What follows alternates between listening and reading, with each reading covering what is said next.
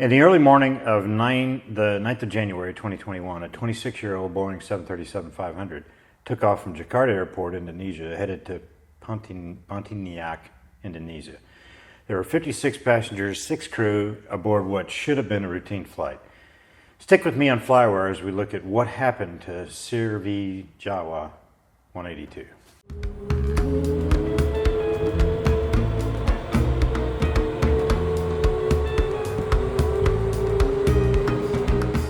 Hi, I'm Scott Perdue. Today we're going to take a look at the loss of control in flight of SJ Flight 182. Everyone perished when the airplane crashed into the Java Sea less than 5 minutes after takeoff. The departure was delayed approximately 30 minutes because of heavy rainfall and low clouds.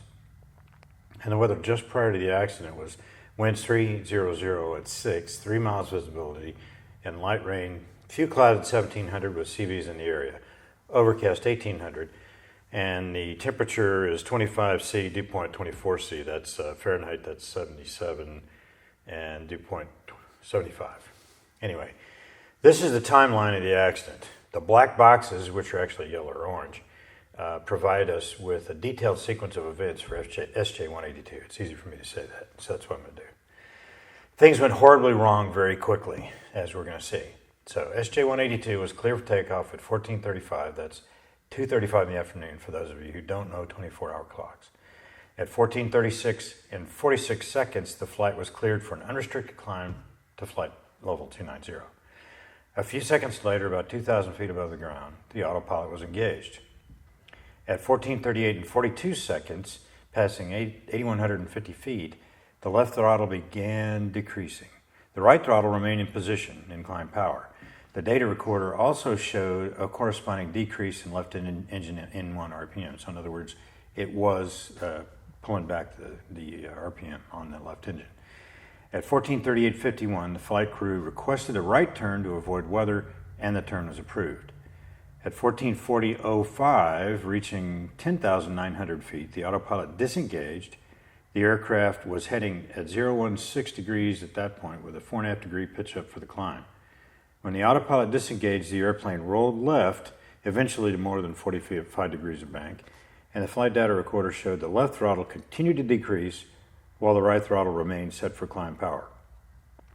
At 14:40 and 10 seconds, the auto throttle system disengaged. Pitch by now was about 10 degrees nose down, and the aircraft continued in a high-speed descending left turn, impacting the sea about 20 seconds later. The previous week, the airplane had been written up for auto throttle problems at least twice. In each case, the mechanic cleaned the contacts and ran a bit check, and then returned the system to service. It's not clear what the actual write-up was, but it appears that it must have been kind of vague because they didn't dig into the problem. They just cleaned contacts and returned it to service. They didn't mention a clutch problem, probably, and so they didn't really fix it. Bottom line is maintenance write-ups need to be detailed and accurate. The maintainer doesn't always get what the problem was that you experienced in the air. The airplane entered a left spiral and maintained that until water impact, and one has to ask why that happened. From a physics standpoint, the crash was inevitable, unmolested. When the wing-mounted underslung engines, power has a profound impact on the forces affecting the airplane. The simple fact is that engine mounted on the wing has a mullet arm that has real consequences. Thrust from each engine has an effect on pitch and roll. If both engines are powered up, the nose will pitch up. If you pull the power back, the nose is going to pitch down. And if you have one engine operating at climb power and the other near idle, in this case the left engine, the pitch up moment is coupled in roll. And since the left engine is lower in power, the airplane's going to roll left, and the pitch up moment then couples with the trim setting. Remember, it's trimmed for speed, and the airplane pitches harder into the spiral. Very quickly, it will be set in the spiral, and it will not recover on its own. It's something we teach in Bonanzas all the time.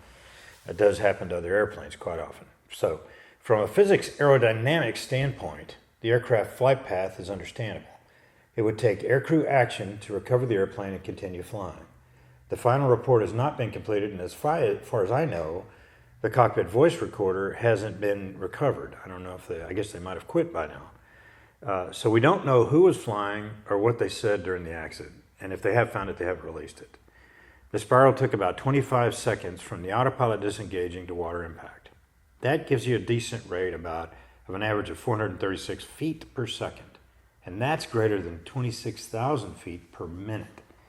By any comparison, that is fast. Moreover, there wasn't a lot of time to successfully recover from this departure from controlled flight before overstressing the airframe. The captain had over 17,900 hours of flying, and the first officer had 5,100 hours. By all accounts, this is an experienced crew. Manifestly, the crew did not react to the loss of control in a successful way. They crashed 25 seconds. At this point, it does not appear that they reacted at all. The question why is an important one. Immediate and correct action to recover the flight is not intuitive. Being able to identify, and you can't let the airplane do it by itself, but being able to identify and decide on a correct course of action, then execute it with clarity, is the critical skill in this case. This kind of training for most civilian commercial pilots leaves a lot to be desired, in my opinion. What could happen to just about any pilot in this situation like this is the slow realization that things are not normal. In the airline world, they teach an aircrew not to rush into anything, to take your time, see what's happening, pull out the correct checklist, and handle the emergency. There's a few memory items. I'd be the first one to acknowledge that this approach has had a marked positive impact on safety in the airline world. Yet loss of control in flight remains the single greatest cause of fatalities in all of commercial aviation and is a huge factor in general aviation as well. There is a disconnect here with the safety culture, in my opinion. That safety culture is wind your watch. And I preached it before, and I still do. You have to identify the problem and run the appropriate checklist. Don't do anything drastic. When you're dealing with complex machinery traveling at high speeds, that means there's quite a bit of energy to dissipate. And the trick is always dissipating that energy in a slow, controlled fashion. We as humans are fragile beings, believe it or not, and it doesn't take much to smash us into small bits and snuff our lives out. You have to be vigilant, your head has to be in the game, and you have to be ready to quickly identify and react, as what happened to these guys here. There are some emergencies that require very rapid, accurate response, and you just may not have time to do it over. And in my opinion, a high-speed spiral headed downhill at 26,000 feet per minute definitively qualifies as one of those times.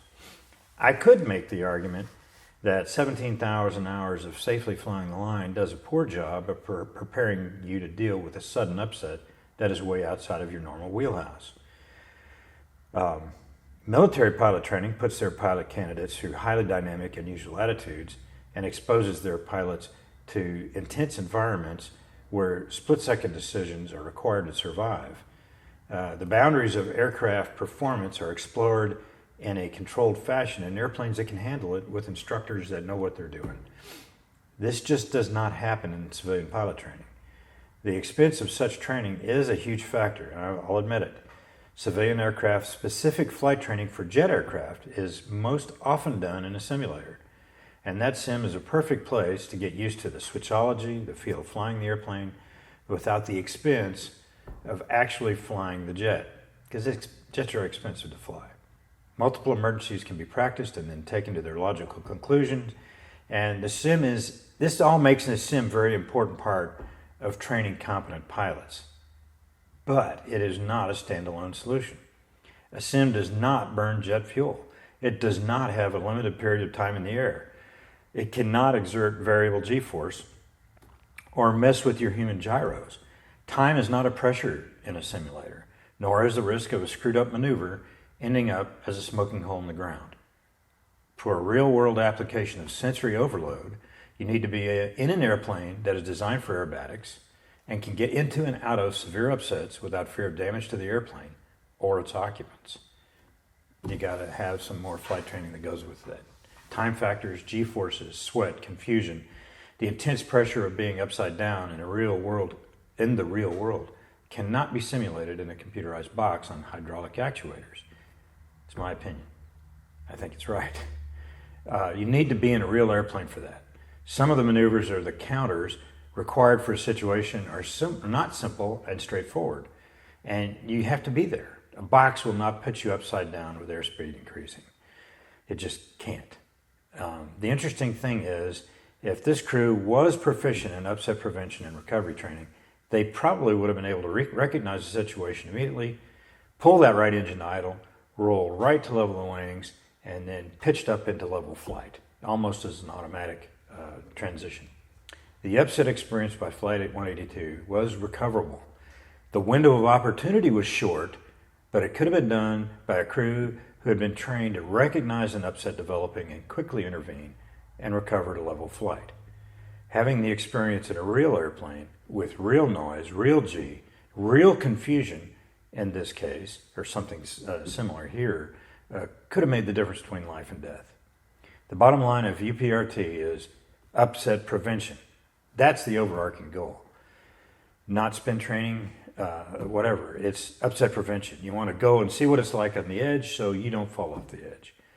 The FAA and through them, airline and flight operations departments have defined an upset as unintentionally exceeding any one or more of the following. Pitch attitude greater than 25 degrees nose up. Pitch attitude greater than 10 degrees nose down. Bank angle greater than 45 degrees. Less than the above parameters, but flying at an airspeed inappropriate for the conditions. Okay? Pretty complicated. It's hard to remember all that stuff. Well, looking at the flight data recorder data, the nose was pitched down about 10 degrees for most of the event. The bank angle was about 45 degrees, slightly higher at times, but less for a significant part of that time.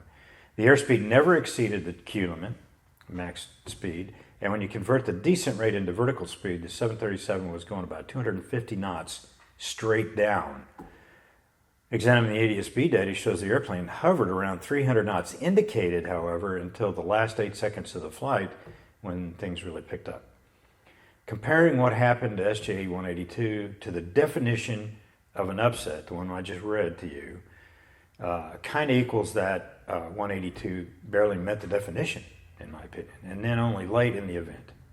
Realize that a UPR training is a requirement for everyone in this airline, and most airlines around the world, on a regular basis. Every 36 monthers required by the airline AQP was the requirement. They had seen nose-high and low recoveries, with and without, easy to say, high angles of bank. I read the Sriwijaya Air UPRT profiles, and what I saw was unfortunately a mix mash of verbiage, direction, and terminology. For example, it substitutes the term upset brown for nose low upset. There's no guidance to reduce thrust or use speed brakes based on speed. None really, it's just do it. Presumably you're going to know when it's a problem. I pulled my hair out reading their description for lift vector and control, and it's not that so much that it was wrong, but it was so complicated that it took me a while to figure out what they were saying. Confusion is all but guaranteed. Precision of language is important, especially if it's not your native language. Otherwise, it just passes right over their heads. In my opinion, that training created a sense of parameter expectation. In other words, this pilot expected that upsets are only going to present themselves in these very limited ways that they saw in the sim. Their ability to recognize and recover from those scenarios was also limited to the particular presentation of the upset. They weren't really equipped to think it through. I think it's highly unlikely that they had experienced a UPRT training event in the sim that had prepared them for the upset they experienced in real life. How can you predict that? The training events had become squares to fill and not maneuvers to learn from. They were not mentally prepared to confront the situation. The tools were likely there in their ability, but they did not recognize they needed to apply them, what they needed to bring to the table on this problem. They didn't realize that time was not on their side. This is the safety recommendation of the accident investigation. So basically, the investigation was unable to find guidance from the DGCA aircraft operator or approved training organization to enable the support and implementation of an effective upset prevention recovery training program. They recommend that the DGCA institute a requirement of UPRT and to develop guidance to increase the effectiveness of UPRT.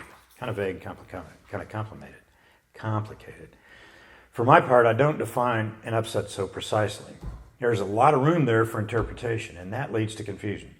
I seek to simplify rather than complicate things, and in a highly stressed situation, simple is better. For me, an upset is any condition or flight attitude that is not the result of the pilot's intentional action.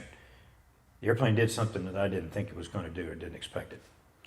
From the get-go, I would say that the split throttles and the autopilot disconnect was an upset.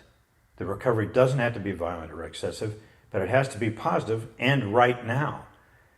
The airplane reaction that followed this event happened very quickly with disastrous results. 25 seconds from 11,000 feet to hitting the water. That's fast.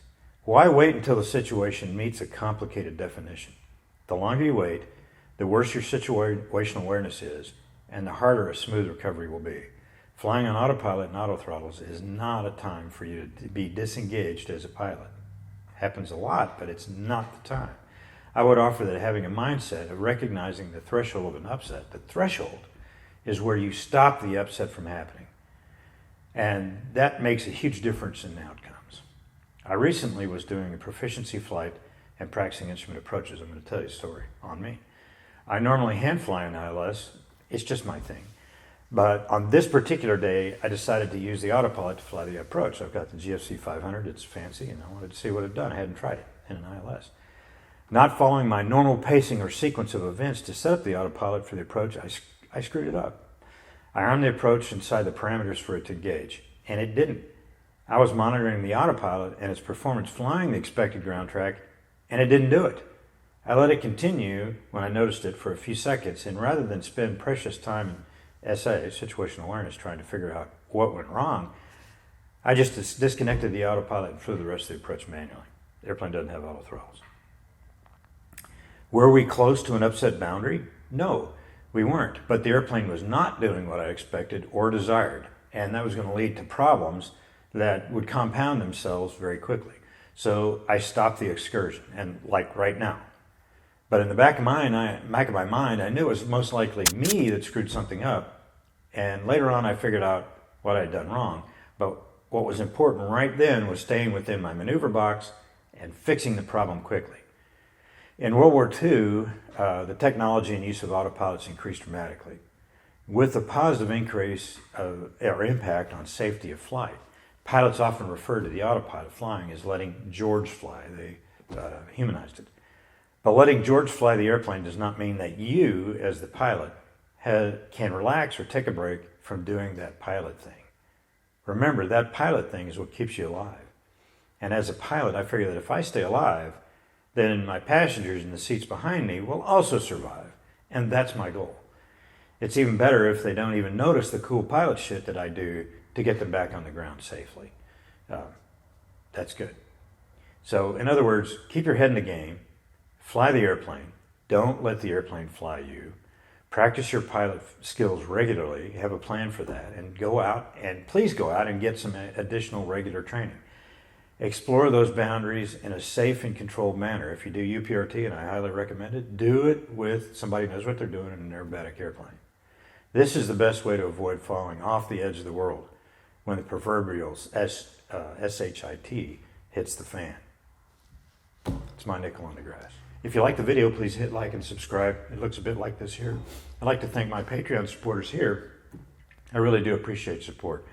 If you'd like to support the channel, I'll leave a link below to the Flywire Patreon page. Thanks for watching, and I'll see you next time on Flywire.